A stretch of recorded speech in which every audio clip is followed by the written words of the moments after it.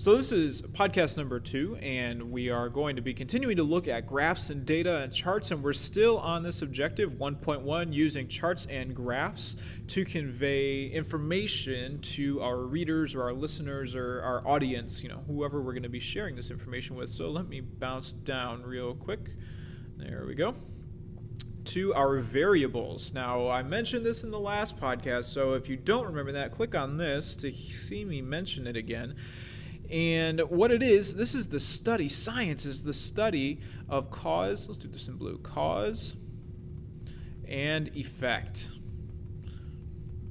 Everything we do this year is going to be cause and effect. We are going to heat something up and look at it change its phase, or we're going to add a chemical to another chemical and watch what happens. So I would like you to get a little creative for a minute, and I will pause my talking to have you come up with any cause and effect video, or not even a video, a picture. And I want you to draw me a picture in your notes right here in this spot right here. Draw me a cause and effect diagram, and you're not going to miss anything. The video will pause itself, take a minute, and when you're ready, click on the button, and the video will continue from there.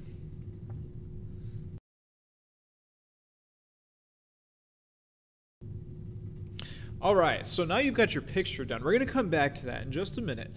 If you still were having a hard time coming up with something after thinking about it and trying it and asking some other people, click on this button and it will take you back, and I'll explain that a little bit more in a different video section. So in your diagram, what we're going to do is we're going to label the independent variable. This is one of the variable kinds. This is number 1. And the dependent variable. And we're going to do this guy in red, the dependent. So before you can go back and label those, what are they? The independent variable is the variable or the piece that you control, that you, the scientist, the experimenter, control. So how does that relate to me? Well, let's say we want to measure how a book, or how fast a book falls. Okay, so as you're falling longer, this is a quick little physics demo. As you're falling longer, you go faster and faster up into a certain point. So that would lead to think, okay, so if I drop something from higher, it should be falling faster at that time. This is the independent variable would be the height, because you are controlling that. So this is the piece, or the oops, let me undo that. The piece. I can never spell piece right. P-I-E-C-E. The piece that you determine. So the part that you are controlling, and the one that you are determining. So I am deciding how high we're going to drop that book from, or how high we're going to jump out of an airplane to see how long it takes us to fall. So if the independent variable is what we are controlling, the dependent variable then would be, it changes in relation. It changes in relation to the independent variable.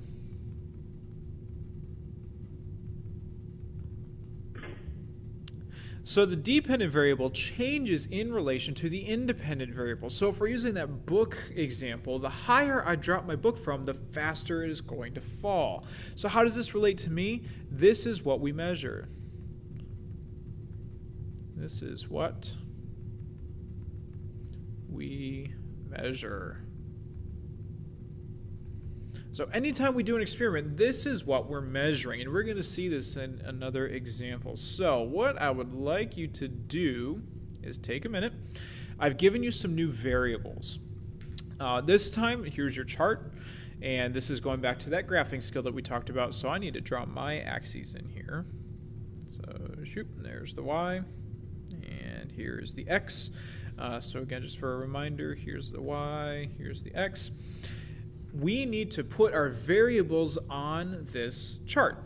Now, when I'm looking at this example, we're looking at water absorbed by soil. Let's think for a minute. Can I determine how much water soil absorbs, or can I determine the soil? Which one am I going to be controlling? If you picked the soil, the trial, then you're right. I can change how many trials we have. I can change how this experiment is running if I change the soil. So the soil, is going to be our independent variable. The independent variable always goes on the x-axis. So this is going to be our soil. This is the independent variable. And it is on the x-axis. If the independent is on the x, that means our dependent, or our change, right? So every time I change the soil, I'm going to get a different volume. It goes on the y-axis. So this is the dependent variable. So this is the volume. And remember, we need to have a unit, and you could just take it from the chart right here, milliliters. And we are on the y-axis. So I would like you now to use your graphing skills to finish this chart. So remember to put your trials on the bottom, your volume on the y-axis now that we have it set up. And then after you finish that, remember you need to always go to the end of the chapter or at the end of the packet and do your CTQs, do your critical thinking questions on graphing. Thank you for watching, and I will see you in class.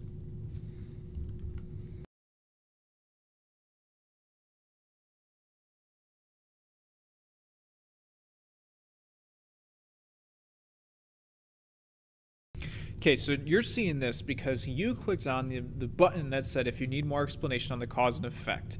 So I'm going to draw a stick figure picture because I am a fantastic stick figure artist. So we're going to have two guys on a ledge. So here's guy number 1. And here is guy number 2. So let's say I want to see what would happen if I pushed guy number 2. So this is number 1 and number 2. Okay. The cause would be the push, right? So this is a cause, and our cause is going to be a push. Now, you are all very, very smart.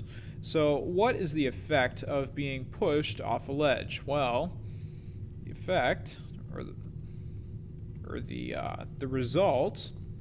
So we're going to have guy number 1. There's my awesome stick figure, you know, looking very smug with his hands on his hips. He's going to be watching guy number 2 plummet. See, he's falling down. So our effect is going to be a fall. Now, how does this relate to independent and dependent variables? You need to click on this button to head back over.